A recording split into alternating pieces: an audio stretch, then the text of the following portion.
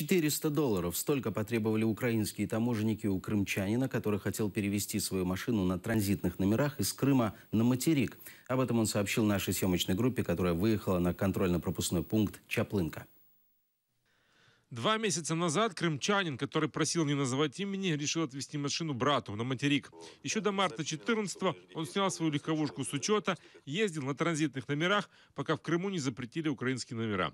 На Чаплынке машину не пропустили украинские таможенники. Пришлось оставить ее в буферной зоне. За это время машину разграбили. Нам пришлось его полностью восстанавливать. Украли колеса, аккумулятор, магнитофон полностью вскрыли. Мы ее полностью восстановили и попытались заехать. Вторая попытка провести машину тоже оказалась неудачной. Они нам огласили сумму $400. Данной суммы у нас не было. Мы поехали, позанимали у родственников, приехали решить этот вопрос незаконным путем, так как законным у нас коллапс. При въезде на территорию пропускного пункта таможенник нам заявил, что сумма уже, к сумме добавляется еще $200, так как смена не та, надо делиться со всеми. Таких денег не оказалось. Мужчина решил обратиться за помощью в полицию и к активистам гражданского объединения «Аскер».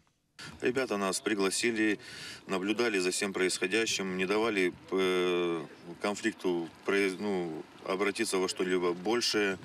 Пытались всяческим образом во всем помогать и поддерживали нас. Мы постарались максимально объективно оценить ситуацию. Мы постарались максимально сгладить острые углы, чтобы не доходило до конфликта.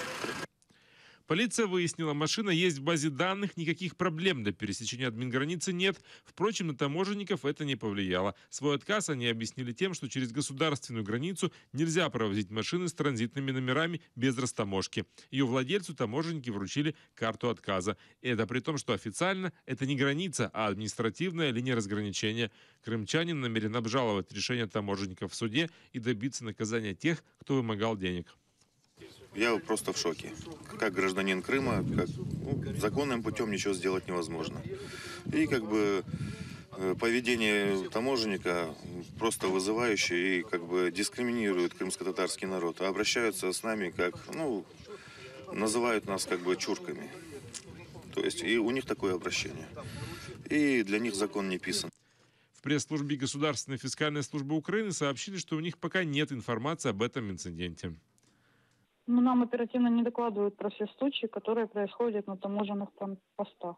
Мы по телефону не комментируем, и в любом случае мне нужен от вас запрос. На электронную почту пришлите.